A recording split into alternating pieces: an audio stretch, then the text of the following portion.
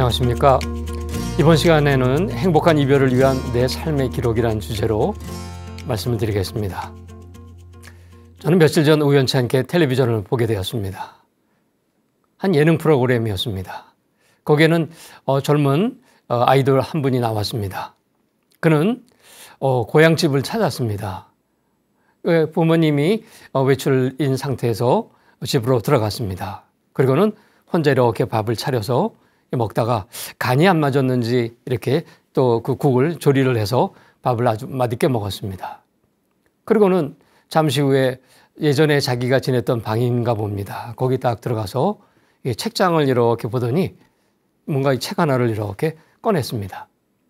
그런데 그것을 읽기 시작했습니다.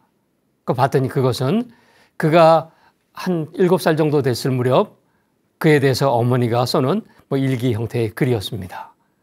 그는 웃으며 그 글을 읽으며 내가 그런 때가 있었구나. 저땐 저랬지 하면서 이렇게 글을 읽는 것을 본 적이 있습니다. 만약에 그것이 글로 남아있지 않았다면 아마 그 막연한 추억 속으로 자기의 머릿속에만 있었지 않았을까. 그런데 고맙게도 어머니께서 적어두셨던 그 글로 인해서 그는 자기의 어린 시절을 이렇게 회상할 수 있었습니다. 우리가 살면서 많은 것들을 경험하게 되지만 그 경험들을 글로 남기지 않게 되면 그 기억 속에 이렇게 저장되어 있다가 시간이 흐르면 다 소멸이 되겠죠. 그러나 글로 이렇게 남아 있다면 확인할 수 있고 또 그 글을 통해서 새로운 길을 모색할 수도 있고 또 반성도 할 수 있지 않을까 하는 생각이 듭니다. 그래서 영국 속담에 이런 말이 있죠. 뛰어난 머리보다는 무딘 연필이 낫다. 자, 그렇다면 여러분들께서는 혹시 내 생활의 그 일상들을 기록으로 남겨놓으신 분이 많이 계신가요? 특히 이제 이 내 삶을 마치고 나서 그 이후에 대해서 어떻게 해야 될지 그 기록을 혹시 남기신 분이 계신지 모르겠습니다. 오늘은 이제 행복한 이별을 위해서 기록으로 남기고 기회가 되면 가족들에게 공유하고 그래서 나의 그 뜻이 무엇인지를 주변 사람들에게 알릴 수 있도록 어떻게 기록하고 무엇을 기록할 것인가 하는 것에 대해서 말씀을 드리고자 합니다. 여러분도 혹시 생활하시면서 후회하는 적은 없습니까? 그렇죠. 살다 보면 이런 일 저런 일 많은 후회를 하게 됩니다. 자, 그런데 이제 나이가 지긋하신 이 어르신들을 대상으로 한번 물어봤습니다. 여쭤봤더니 자, 무엇을 후회하십니까? 그랬더니 사고를 친 거, 친절하지 못한 거, 등등등 여러 개가 있지만 그들이 한결같이 얘기하는 것은 과거에 엄청난 실수를 한 것보다는 하지 못한 것에 대한 그러한 후회가 많았다는 것이죠. 건강 관리를 해야 되는데 하지 못한 것, 대인 관계가 원만해야 되는데 관계를 원만하지 못한 것, 고향을 가봐야 되는데 가보지 못한 것 등등. 그래서 한 것에 대한 후회보다는 하지 못한 것에 대한 후회가 훨씬 더 많고 큰 것 같습니다. 그런데 그 중에 하나가 뭐냐면 일기를 쓰고 기록을 했어야 했는데 그 흔적이 없다 보니까 기억에 의존해서 그것을 찾기는 쉬운 일이 아니죠. 자, 그래서 이 기록을 하는 행위 하나하나가 상당히 중요한데 그것을 하지 못하다 보니까 이제 치매 상황이나 이런 상황에 직면하게 됐을 때 내가 약속했던 것, 했던 것들을 확인하기가 더욱더 어렵게 되는 것이죠. 자, 그래서 이제 우리의 삶을 이렇게 되돌아보면서 하지 못한 것, 또 해야 될 것, 이런 것들에 대해서 한번 생각해 보는 시간을 갖고자 합니다. 그래서 라틴어에는 에스더 쿼드 에스라는 이런 표현이 있다죠. 가장 자신다운 사람이 되어라 라고 말이죠. 그렇다면 이제 어르신들의 사례가 아니라 실제로 준비된 틀에 맞춰서 나의 가장 나다운 모습이 무엇일까 하는 것을 찾아보도록 하겠습니다. 이것을 찾는 가장 좋은 방법은 무엇일까? 그거는 자기를 객관화시켜서 자기를 관찰하는 것이죠. 자, 이게 무슨 말이냐? 저희가 이제 교육 시간에 쓰는 교수 방법 중에 하나는 역할 연기라는 그 방법이 있습니다. 예를 들면 대화를 얼마나 잘하는가 하는 것들을 이제 역할을 연기를 하는 것이죠. 그래서 두 사람을 이렇게 모셔서 서로 대화를 하게 하죠. 그러면 그들이 각각 어떠한 언어 습관이 있는가 본인이 잘 모를 때가 많습니다. 그래서 이제 시간이 되어서 이 역할 연기를 하게 하면서 대화를 나누게 합니다. 그 사이에 저희는 그 모습을 이렇게 녹화를 합니다. 그러고 나서 이제 역할 연기가 다 끝난 시점에 당사자들에게 물어봅니다. 대화를 해보셨는데 본인의 대화가 어떻다고 생각하세요? 라고 물어보면 글쎄요, 뭐 이렇게 그냥 아주 피상적인 수준에서만 얘기합니다. 뭐 대화가 쉽지 않습니다. 뭐 등등등. 그런데 그 피드백을 받고 나서 촬영된 영상을 다시 이렇게 보여줍니다. 그러면 아까 역할 연기를 했던 사람들은 자기의 모습을 이제 시청자 입장에서 관찰을 하게 됩니다. 그러고 나면 다양한 모습들이 나타납니다. 실제 그 모습을 보고 나서 다시 한번 여쭤봅니다. 그러면 아까와는 다른 피드백이 나옵니다. 아, 제가 말할 때 표정이 저렇군요. 제가 저런 말을 쓰는군요. 제 자세가 저래요? 제가 저런 말을 이렇게 하는군요. 자기를 관찰한 결과 그렇게 피드백을 합니다. 그리고 한번 물어봅니다. 그럼 어떻게 하시면 되겠어요? 그러면 이제 말할 때 좀 신경을 좀 많이 써야 되겠군요. 표정이 저런지 몰랐어요. 이제 표정 관리 좀 해야 되겠습니다. 굳이 지적하지 않아도 자기를 관찰하는 모습을 통해서 스스로의 행동을 교정하는 모습을 곧잘 보게 됩니다. 결국 원래 자기의 자신의 그 모습들을 찾아가는 과정들이 관찰을 통해서 이렇게 이루어지게 되죠. 저에게도 그런 경험이 한 번 있습니다. 젊을 때는 운전할 때 좀 과격하게 했습니다. 그리고 운전하는 동안 제가 중요시 여기는 가치는 이 질서였습니다. 이렇게 줄을 서서 기다리고 있는데 누군가가 갑자기 끼어들면 그게 이렇게 불쾌하게 되어서 때로는 화도 내고 경적도 울리고 그랬습니다. 그래서 끼어들지 못하게 하는 그렇게 과격하게 운전을 했죠. 어느 날이었습니다. 역시 그 길에는 차들이 많이 이렇게 줄지어 서 있어서 차례를 기다리고 있었습니다. 근데 그날따라 제가 마음에 좀 여유가 있었던 모양입니다. 제 옆 차선으로 한 차가 추월하면서 싹 지나가다가 제 앞에쯤에 끼어들게 되었습니다.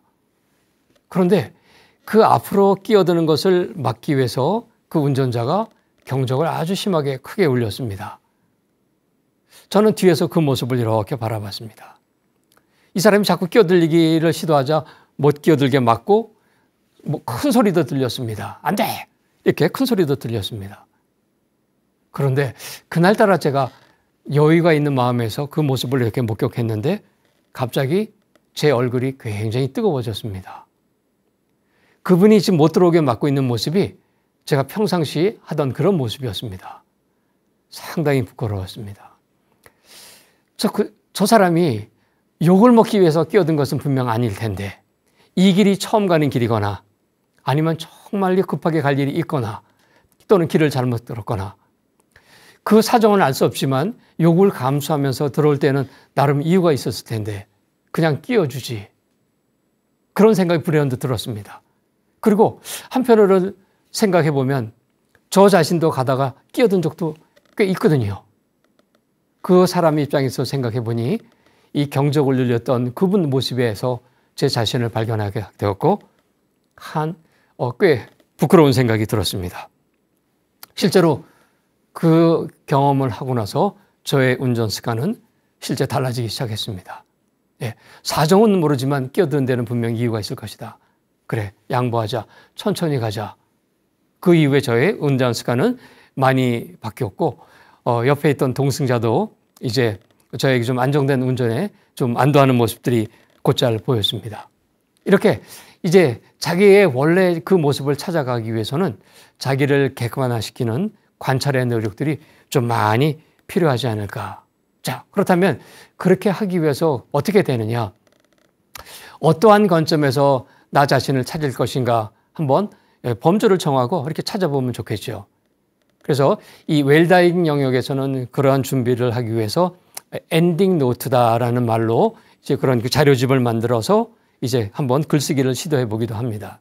그리고 미국 서부에 있는 한 대학에서는 자기 돌봄을 위한 준비라는 그런 양식을 만들어서 그런 그 양식 속에 자기의 생각을 적게 해주고 있죠. 이렇게 나름대로 자기가 이렇게 어떤 모습인지를 적게 해주는 과정을 통해서 이제 미래도 준비할 수 있고 과거도 반성하는 이 새로운 삶을 살게 된다는 것이죠. 그래서 과거와 미래를 이어주는 이 현재의 접점에서 나는 어떤 모습인가 하는 것들을 한번 생각해보는 시간을 갖고자 합니다. 그래서 혹여 이 철학적인 질문이 아니라 아주 현실적인 질문을 통해서 나의 정체성을 한번 살펴보면서 그것이 이제 웰다인과 어떻게 연결을 하면 좋을지 한번 생각을 좀 해보고자 합니다.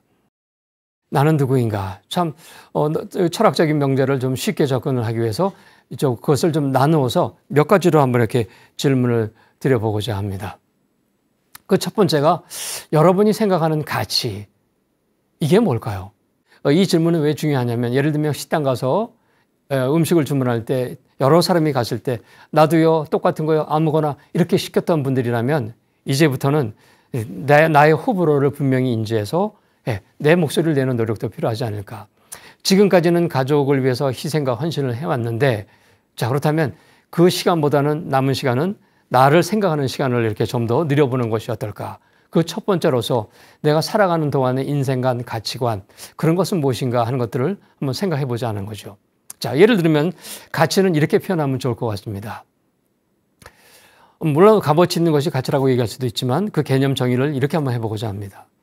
비유적으로 한번 설명을 해보도록 하겠습니다. 여기 빌딩이 하나 있고 맞은편에 높이가 같은 쌍둥이 빌딩이 있습니다. 저는 이 왼쪽 편에 있는 이 빌딩 옥상에서 바람을 쐬고 있었습니다.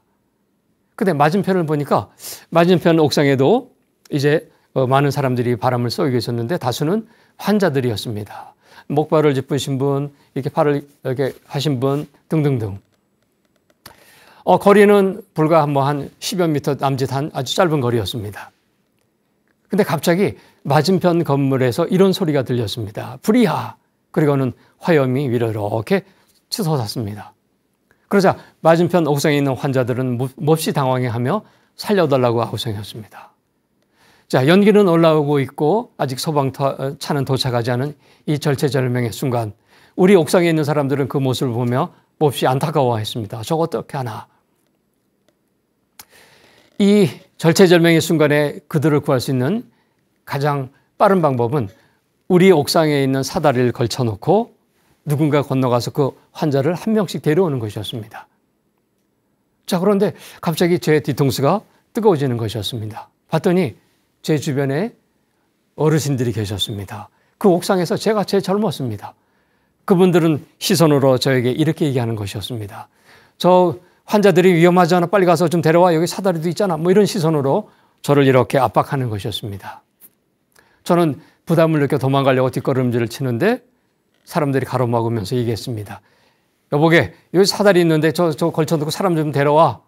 사다리를 봤더니 사다리가 조금 녹이 슬었습니다.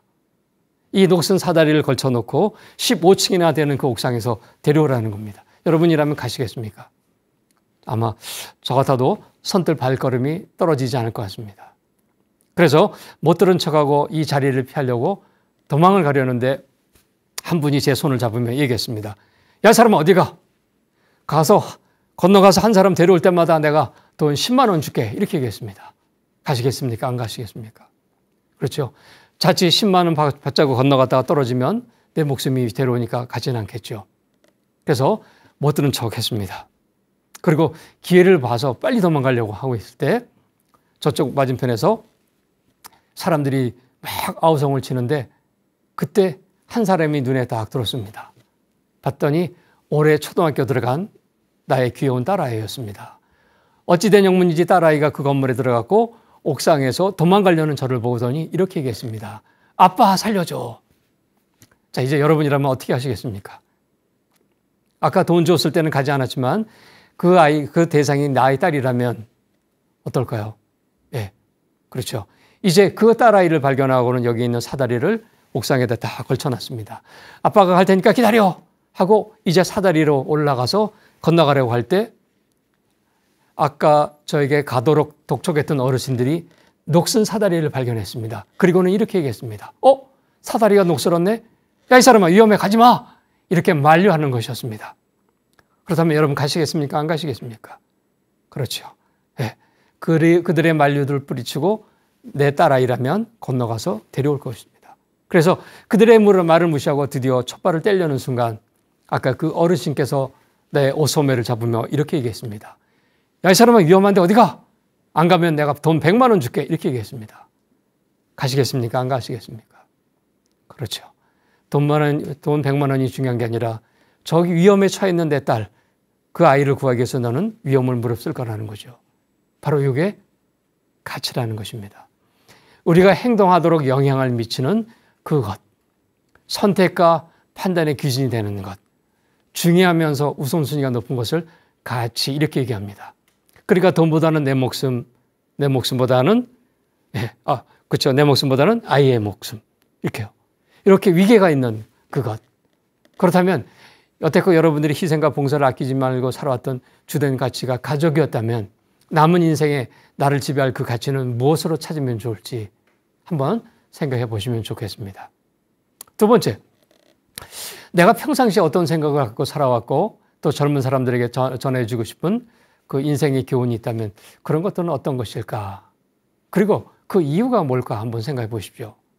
아마 여기에는 삶의 많은 교훈들이 있어서 정말 이 삶의 교훈이 그들에게 도움이 될 것 같으니까 그런 결정을 하셨겠죠.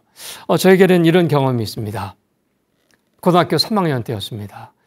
공부는 안 되고 마음은 흐트러지고 그날 종례 시간에 선생님을 찾아갔습니다.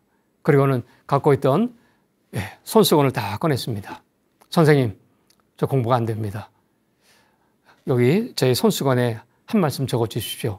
그러면 그거 보면서 한번 마음을 다잡고 공부해 보겠습니다. 선생님께서는 내일 와 하고는 그날 헤어졌습니다. 다음날 종례 시간이 되었을 때 선생님께서는 저를 부르셨고 어제 제가 드렸던 손수건을 저에게 전달해 주셨습니다. 집에 가서 읽어보고 열심히 공부해. 그리고 집에 돌아와서 책상 앞에서 편 저의 손수건에는 이런 글이 쓰여져 있었습니다. 무슨 일을 하든 최선을 다해 본 적이 없는 사람은 인생을 논할 자격이 없다. 선생님께서 앞으로 살아갈 날이 많을 저에게 주셨던 그 교훈은 바로 최선이라는 단어, 바로 그것이었습니다.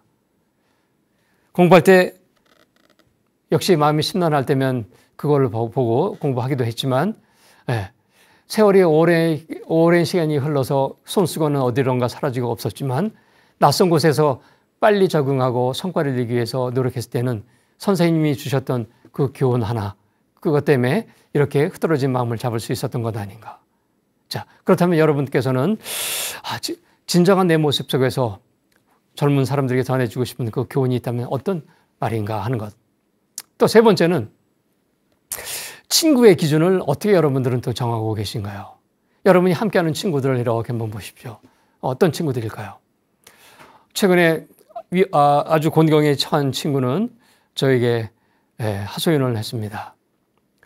친구가 굉장히 많았답니다. 이 모임 저 모임에 가면 어떤 친구들은 나의 베스트 프렌드다, 최고의 친구라고 자기를 이렇게 치켜 세워줬다고 합니다. 그런데 그가 금전적으로 굉장히 쪼들리고 도움이 필요할 그 절실한 그 순간에 친구라고 얘기했던 사람들에게 신세를 지기 위해서 연락을 했더니 그 사정을 알고는 그 이후로 거리를 이렇게 많이 드는 것을 보고 많이 실망했다. 술자리에서는 어깨 동무도 하며 베스트 프렌드라고 했던 친구마저도 외면하는 그 모습을 보면서 내가 사람 보는 눈이 참 없었던 것 같다. 이제 나는 술자리에서의 친구, 그게 친구가 아니라 정말 이렇게 공경에 처했을 때 그때 도와주는 친구가 진정한 친구라는 것을 이런 실패를 경험하고 나서 너무나 늦게 깨달았지 않았나. 이제 친구의 기준은 폭이 아니라 깊이라고 그런 이렇게 얘기해 주는 것을 들은 바 있었고 역시 공감을 했습니다. 그렇다면 이제 함께하고 있는 그 친구들 어떤 기준으로 여러분들은 친구를 삼고 계신지 한번 보십시오. 그리고 이제 또 네 번째로 내 삶에서 가장 소중한 것들이 무엇인가 한번 생각해 보십시오. 그리고 내가 정말 즐겨하고 좋아하는 것, 내가 평화를 느끼고 안식을 느끼는 것이 무엇인가. 저는 며칠 전 단비가 내렸을 때 산속 숲으로 들어갔습니다. 제가 정말 평안함을 느끼고 위로를 느끼는 것은 산속 숲인데 비가 오는 그 숲입니다. 비가 오는 숲속으로 들어가면 인적이 끊어졌기 때문에 산이 웃는 게 보여요. 그러면 너무나 많은 평안함을 느낄 수 있습니다.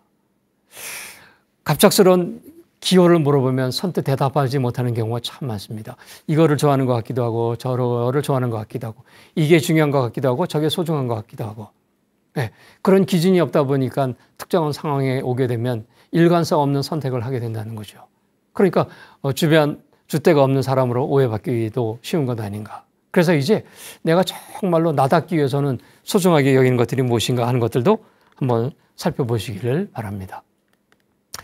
자, 그리고 이제 현재 시점에서 내가 갖고 있는 가치나 호불호, 기호 이런 것들을 살펴본 반면에 이 시간 이전에 일어났던 일들 한번 회상을 해보고 그 과거의 회상이 현재의 나에게 주는 교훈, 그래서 미래를 어떻게 갖고 가야 될지 그 말씀들을 한번 생각해보는 시간을 가져보는 것이죠. 그래서 최근에 있었던 그 일들을 시간의 역순으로 한번 이렇게 생각을 해보는 것이죠. 예를 들면 어제 정말 기뻤었던 일, 또 슬펐었던 일이 있다면 그건 무엇인지 이렇게 시점을 지금으로부터 하나씩 역순으로 말이죠. 저에게 오늘 그 시점에서 얘기해 본다면 기뻤던 일은 이 강의를 통해서 여러분을 뵙는 것. 그것이 오늘의 그 시점에서 얘기할 수 있는 것이 아닌가. 자, 그렇다면 한 3년 전쯤으로 이렇게 올라왔을 때 가장 기억에 남는 일은 무엇이었을까? 때마침 코로나가 터진 직후라 시간적 여유가 좀 있어서 무엇을 할까 생각을 했습니다. 그런데 친구의 도움을 통해서 한번 도전의 의욕이 불타올랐습니다.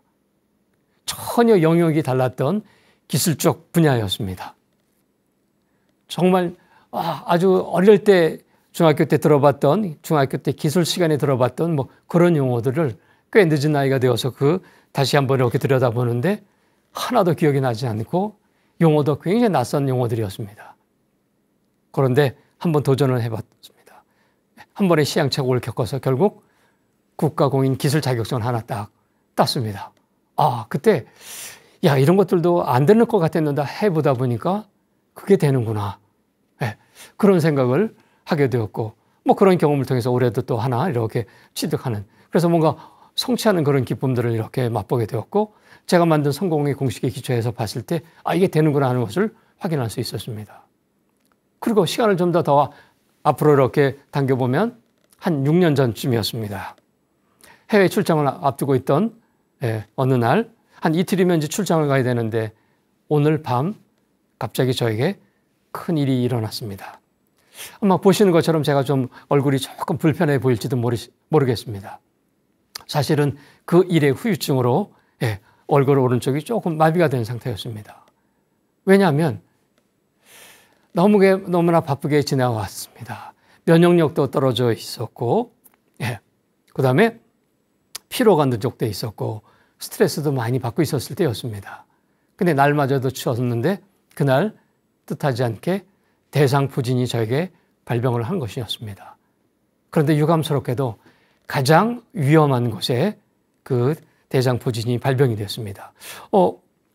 외국의 유명한 아이돌도 대상포진이 그렇게 와서 한동안 토픽에 나왔는데 바로 이 3차 신경에 대상포진이 감염이 되었던 것이죠. 만약 그때 출장을 갔더라면 한쪽을 시력을 잃었을지도 모릅니다. 그날 불이 나게 새벽에 응급실로 찾아갔더니 오랜 시간 검토하더니 일반적인 구안암 의사가 아니라 람세이 헌트라는 아주 치명적인 그런 질병이 오게 된 것이었습니다. 그 의사는 이렇게 태어나는 날 이렇게 얘기했습니다. 제가 봤던 대상포진 환자 중에 가장 심한 경우였습니다. 그리고 원래대로 복구할 수 있는 재활 방법은 없습니다. 그가 세 번째로 했던 말은 후유증은 남을 겁니다. 라는 말밖에 없었습니다. 태어나고 나서 어떻게 해야 될지 얘기해 주는 게 아무것도 없어서 그냥 약이나 먹으라는 말씀.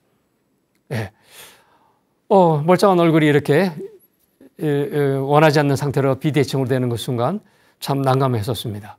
그때의 그 모습은 늘상 날아갔던 그런 즐거운 마음이 아니라 이렇게 나락으로 떨어지는 것 같은 우울한 시간들이었습니다. 다행스럽게 여러분의 도움으로 이제 많은 이제 그 시도를 통해서 상당 부분 이렇게 회복이 되었지만 아직도 이렇게 보면은 후유증이 이렇게 보이는 것 같습니다. 이렇게 살다 보면 이렇게 여러 가지 굴곡이 많죠. 그래서 굴곡진 인생이라고 이렇게 얘기들 많이 하지 않습니까? 예, 그런 일들이 어떤 것들이 있는가 한번 생각해 보시는 거죠. 그리고 그 이후로 건강에 자신했던 저는 그날 이후 이제 건강에 대해서 많은 신경을 쓰게 되었습니다. 이 머리로 생각하는 건강하고 몸으로 느끼는 건강은 너무나 커다란 차이가 있었던 것이죠. 정신적으로는 건강하다고 생각했지만 그런 피로나 과로나 그다음에 스트레스나 이런 것들은 몸으로 고스란히 느끼는 것인데 그것을 무시했던 것이 결국 이런 질병으로 나타나는 것이었다면. 그래서 여러분들 꼭 대상포진 그 예방주사도 맞으시고 건강관리를 잘 하시는 거죠. 이렇게 과거는 우리에게 어떤 교훈을 주는 것 같습니다. 자, 그리고 10대 시절부터 지금까지 세대별로 중요한 사진이 있다면 무엇일까? 한번 직접 사진이 없더라도 이 머릿속에 있는 사진 한 장을 한번 이렇게 꺼내보시면 어떨까요? 예전 저희 교육생 중에 한 사람은 이 머릿속 사진 한 장을 꺼냈습니다. 나에게 정말 오늘날 나를 있게 한 사진 한 장에 대해서 그는 이렇게 얘기했습니다. 제가 그날 강의장에 들어갔을 때 그는 짧은 머리를 하고 있었고 주먹은 제 얼굴만큼 이렇게 큰 이제 그 어둠의 세계에 있는 그런 분 같았습니다.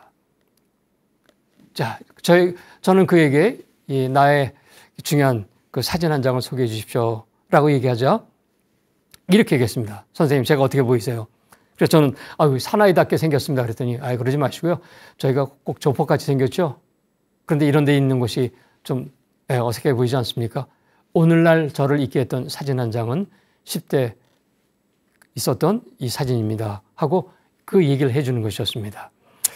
예전엔 다 그랬듯이 그는 어린 시절 몹시 집이 가난했습니다. 그래서 도시락을 싸갖고 다니는 날들이 많지 않았고 간혹 싸가게 되면 깡보리밥에 반찬은 고추장뿐이었다고 합니다. 그런데 마침 짝꿍이 부잣집이었는데 그날따라 자기의 이 부실한 도시락을 보더니 그 부잣집 짝꿍은 자기를 너무 안 좋게 얘기했답니다. 야, 이게 사람 밥이냐? 이렇게 말이죠. 사실은 홀로 계신 어머님이 어렵게 마련해서 싸준 그 밥을 그는 그렇게 무시를 했다는 거예요. 순간 어머님을 무시하는 생각이 들어서 그 큰 주먹으로 정신없이 팼다고 합니다. 사실 어린 시절부터 남달랐던 체격을 갖고 있던 그는 주변 그 안 좋은 그런 모임이나 이런 곳에서 많은 유혹이 있었다고 합니다. 그런데도 불구하고 꾹꾹 참고 있는데 그날은 참지 못하고 선생님도 이유를 묻지 않고 그냥 자기만 몹시 꾸중을 했다고 합니다. 그리고 하교했을 때 집에는 어머니께서 흐트러진 모습으로 울고 계셨다고 합니다. 아마 그 얘기를 들은 부잣집에서 와갖고 아마 행패를 부렸던 모양입니다. 그때 어머니께서는 자기의 손을 잡으며 이렇게 얘기했다고 합니다. 맞고 살아라. 그 귀한 손으로 주먹질하지 말고 뭔가 만드는 귀한 일에 써라. 가난해서 너무 미안하다. 이렇게 말이죠. 그때 그는 결심을 했다고 합니다. 다시는 어머니 얼굴에 눈물이 생기지 않도록 하겠다. 그리고 이 손으로 사람을 해치지 않고. 그래서 그날 그 이후 그가 배웠던 것은 용접 기술을 배우게 되었고 그래서 그 덕분에 오늘날 이렇게 대기업 현장에서 일을 하게 되었노라고 말이죠. 이렇게 세대별로 보면 자기를 성장시켰던 그런 귀한 사진들이 있지 않나 하는 생각을 해봅니다. 보시는 것처럼 수평선 위를 기쁨, 행복, 성공 이러한 경험들을 이렇게 표현을 하고 그 수평선 아래를 슬픔, 불행, 실패라고 놓고 봤을 때 이제 어제부터 시간을 거꾸로 올라가 보면 즐겁고 행복했고 성공했던 경험들을 한번 점을 찍어 보시고 또 슬프고 불행하고 실패했고 좌절했던 그런 사건들을 이렇게 점으로 찍어서 엮어보면 이렇게 굴곡이 나타날 것입니다. 남들은 모르지만 나만의 그런 사건을 통해서 그 사건이 나에게 지금 현재의 나에게 주는 교훈이 뭔가 생각해 보시는 거죠. 자, 그렇다면 이제 왼쪽은 지나온 시간의 삶의 굴곡이라면 오른쪽은 어떨까요? 앞으로 이 시간 이후에 내가 만들어갈 곡선이 되겠죠. 그러나 저것을 어떻게 그릴 건가 한번 생각해 보게 된다면 아래로 내려가는 그림이 아니라 위로 올라가서 어쩌면 죽는 날까지도 행복한 모습으로 삶을 마무리하는 그러한 상향의 그런 곡선이 되지 않을까 생각합니다. 자, 그래서 이제 이런 것을 통해서 한번 그려보면 내가 살아온 지난 날들을 이렇게 요약해 볼 수 있고, 그걸 기초로 해서 여러분들은 자서전을 한번 써보셔도 좋을 것 같습니다. 뭐 커다란 자서전이 아니어도 좋죠. 그런 사건들을 나열을 하면서 그때 느꼈던 것, 심정, 또 교훈 이런 것들을 만들어 보면 앞으로 만들어 나가야 될 오른쪽 영역은 이제 어떻게 살아야 될 것인가에 대한 힌트를 얻을 수 있지 않을까. 자, 그래서 이제 여러분의 삶의 굴곡을 표현하는 생애 곡선을 한번 그려보고 그들이 전해주는 메시지가 무엇인가 하는 것도 한번 살펴보시기를 제안해 봅니다. 그리고 살아오는 동안 정말로 소중했던 사람들이 누구인가. 아까 조금 전 사례에서 그분은 어머니가 정말 소중한 사람이었다라면 또 여러분들에게는 어떤 분들이 소중한 사람일까요? 얼마 전 뉴스에는 이런 기사가 실렸더군요. 60년 전 있었던 일들을 보답하기 위해서 감사의 편지와 10만 원 동봉을 해서 보냈었던 일이 있었죠. 태백에 있는 철암역에 누군가가 이렇게 편지를 보냈습니다. 바로 60년 만에 도착한 편지였는데 19세 때 고향으로 귀향하기에는 돈이 부족했을 때 그때 철도 영무원 한 분께서 커다란 도움을 주셔서 무사히 이 여성은 집으로 귀가할 수 있었다는 것이죠. 그렇게 살고 있다가 결국 이제 나이가 들어서 그 역에다가 그 감사한 마음을 편지로 써서 이렇게 보냈다는 것이죠. 그래서 이런 얘기가 있죠. 은혜는 돌에 새기고 원하는 흐르는 물에 새겨라. 많은 사람들이 자기를 성장시켰고 도움을 줬던 그 은인들을 잊고 사는 경우가 많은데 이제 그분들이 누구고 또 그분들에게 표현한다면 어떤 말을 표현할지 한번 생각해 보십시오. 예전 텔레비전 프로그램에도 그런 프로그램이 있었죠. 사회적 지명도가 있는 사람들이 나타나서 오늘날 자기를 만들어줬던 예전에 그 누군가를 찾아가 그러면 이제 그 스튜디오에 그분을 모셔다가 재배하는 모습들, 때로는 스승님이 나오시기도 하고 친구가 나오기도 하고 하는 모습들을 보면서 잊지 않고 사는 그들의 모습을 보여줬는데 우리들도 나를 성장시켰던 그 소중한 사람들이 누군가 그리고 표현하지 못했던 그런 내용들을 담아서 어떻게 표현하면 좋을까 하는 것들을 생각해 보셔도 좋겠습니다.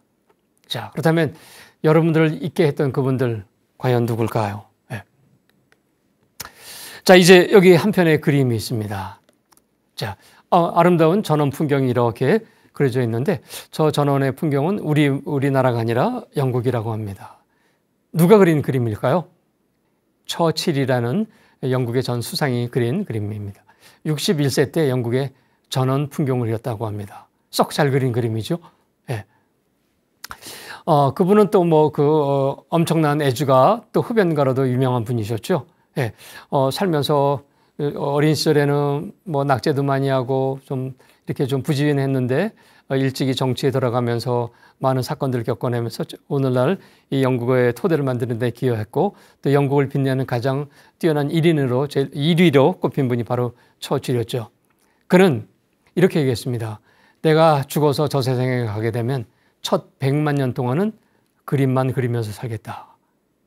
그렇게 그림 애호가였던 모양입니다. 그가 그림을 시작한 나이는 40세가 넘어서였는데 90세에 죽기 전까지 85세 때까지 그림을 이렇게 그렸다고 합니다.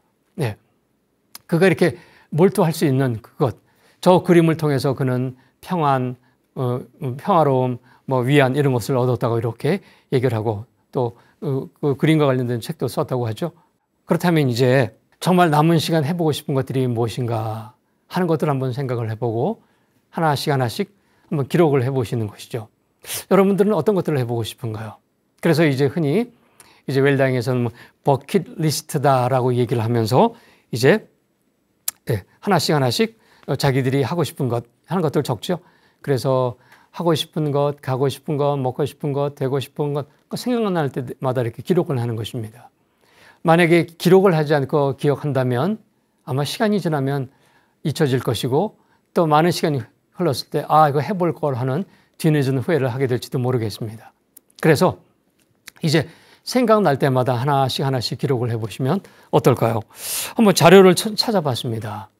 봤더니 전남 곡성이나 충북의 옥천이나 또 칠곡이나 이런 곳의 할머니들이 문해교육 과정을 통해서 글을 깨우치시고 또 할머니 시인으로 이렇게 시를 쓰는 모습들이 방송에 곧잘 나오기도 하셨죠. 그래서 그들은 눈 뜨면 이렇게 시 짓는 그런 모습을, 농사 틈틈이 시 짓는 모습을 보여주기도 합니다. 자, 여러분들은 또 뭐가 되고 싶으신가요? 어느 날 저는 동료로부터 문자를 하나 받았는데 바로 문단의 시인으로 데뷔했다는 사진을 이렇게 하나 보여주시면서 그가 보였던 그 노력에 대해서 박수를 보낸 적이 있습니다. 또 그림을 그리시는 분들도 많이 계시죠. 뭐 김두엽 할머니나 이렇게 굳이 서양 사람들 이야기하지 않아도 뒤늦은 나이에 이렇게 그림을 통해서 자기의 모습을 저희가 또 웰다잉 상담 과정을 통해서 봤을 때 한 분이 그림의 소질을 발견하고 거기에 이렇게 몰입하는 모습을 많이 보았습니다. 그 다음에 이제 어떤 분들은 또 뭐 운동을 통해서 정말 하고자 하는 것 또는 여행을 하시는 분들도 계셨죠. 제가 알고 있는 교장 선생님 출신의 한 분께서는 전원 생활이 꿈이셨다고 합니다. 그러나 가족들의 반대가 심해서 그가 대안으로 선택한 것은 바로 이제 캠핑카를 하나 구입을 해서 사모님과 함께 이렇게 여행을 다니신다고 합니다. 그리고 주말에는 가족과 함께 아이들이랑 집에서 보내고, 그리고 사진 촬영을 좋아하기 때문에 그런 것들을 작품처럼 찍는, 그래서 노년이 굉장히 여유 있게 보고 평상시 시간이 없어서 하지 못했던 것을 이렇게 즐기면서 사는, 나이 든 지금이 너무나 좋다고 그렇게 얘기를 많이 하셨습니다. 자, 일본에서 조사한 걸 보니까 일본 남자들한테 물어봤더니 뭐 여러 가지가 나왔어요. 악기 연주하는 거, 뭐 국수 만드는 거, 텃밭 가꾸는 것, 뭐 여자들은 붓글씨 쓰는 것, 악기 연주하는 것, 그다음에 뭐 이제 또 뭐 여러 가지 뭐 가꾸고 하는 것, 이런 것들을, 그래서 남자들은 정적인 것, 여성들은 남자들은 동적인 것, 여성들은 이 정적인 것을 즐기는 그런 표현들이 있었는데, 여러분들께서는 해보고 싶은 것이 무엇인지 하는 것들을 한번 살펴보셨으면 좋겠습니다. 아끼지 말고 한번 기록을 해보십시오. 기록하지 않으면 다 기억 속에서 사라지기 때문입니다. 미국의 한 대학에서 삶의 질이 가장 저하될 것 같은 경우가 어떤 것인가 여러분 한번 생각해 보십시오라고 이제 제시했던 것입니다. 그 첫 번째가 혼수 상태에서 깨어날 수 없거나 친지들과 대화할 수 없는 상황이, 이런 것들이 삶의 질이 가장 저하될 것인가? 아니면 기계에 의존하지 않으면서 살 수 없는 상황, 또 중증 치매와 같은 질병으로 자발적으로 생각할 수 없는 상황, 이런 것들이 삶의 질을 저하시킬 것인가 한번 판단해봐라는 거죠. 또 스스로 먹거나 씻을 수 없는 등 자신을 돌볼 수 없는 상황, 자, 이것도 참 비참할 것 같습니다. 그리고 지속적이고 심각한 통증과 고통이 계속되는 상황, 여러분이라면 어떤 상황이 가장 삶의 질을 저하게 될 것인가 한번 생각해 보시고, 그런 일들이 일어나지 않도록 지금부터 어떻게 무엇을 해야 될 것인가 하는 것들을 생각해 볼 수가 있겠죠. 자, 그래서 삶의 질을 추락시키지 않도록 하는 그 노력들이 꽤 중요할 것 같습니다. 자, 그 다음에 이제 사전 장례 의향서, 이런 것들도 한번 꼭 생각해 보십시오. 이거는 이제 내가 떠날 때를 대비해서 미리 준비하는 것이죠. 실제 조사한 자료를 보니까 이렇게 나와 있어요. 임종을 위한 준비를 어떤 것들을 하고 있습니까? 라고 봤을 때 가장 많이 나온 게 수의, 그렇죠? 죽을 때 입는 수의, 그다음에 묘지, 그다음에 상저회사, 이런 것들만 나왔어요. 근데 정말 중요한 이제 장례 후에 재산 분할을 어떻게 할 건가, 사후에 재산 분할 어떻게 할 건가, 그다음에 유언, 심지어는 이런 것들을 종합해서 알려주는 이 웰다잉 교육을 받는 사람들은 아주 극소수에 지나지 않았습니다. 그러다 보니까 보통 죽음과 관련해서 준비하라고 그러면 수의사는 것이 전부다라고 생각하고 있는데, 사실은 그것보다 더 중요한 것은 이 웰다잉 전체에 대한 이해를 통해서 미리 준비하는 노력들이 중요하다는 거죠. 그 중에서도 이제 또 하나 본다면 이런 장례 의향서를 좀 기록을 좀 하신 다음에 평상시 자녀들에게 얘기를 하는 거죠. 나는 이런 장으로 치렀으면 좋겠다. 그런 것들 한번 밝혀두셔서 임종 때 그런 것들이 이제 집행이 될 수 있도록, 그렇죠? 이런 것들도 한번 밝혀주시는 것이 아주 좋을 것 같습니다. 실제로 이제 임종과 관련해서 보면 가장 선호하는 장소가 바로 이제 집이라고 합니다. 그리고 병원, 그다음에 호스피스 병동 이렇게 얘기하고 있는데, 실제로 가장 선호했던 집에서 돌아가시는 분은 불과 뭐 15% 남짓밖에 되지 않을 정도로 적다고 합니다. 그래서 그런 뜻들을 사전에 이렇게 표현을 해 놓으시게 되면 그런 상황이 직면하게 됐을 때 미리 준비했기 때문에 자녀들이 당황하지 않고 그 절차에 따를 수 있지 않을까. 자, 그 다음에 이제 사전 연명 의료 의향서. 혹시 기회가 된다면 이것도 한번 만들어 보시기를 제안을 합니다. 저도 만들었고 연로하신 또 부모님께 이런 제도가 있습니다라고 말씀을 드렸더니 선택을 하셔서 그 두 분이 또 사전연명 의료의향서를 작성하시기도 했습니다. 분명 회생 가능성은 없어요. 그 의료적인 처치가 무의미한 걸 알면서도 그 연명을 하게 되는 연명 치료를 하게 된다면 아주 고통스러운 삶을 이렇게 유지하게 되지 않을까.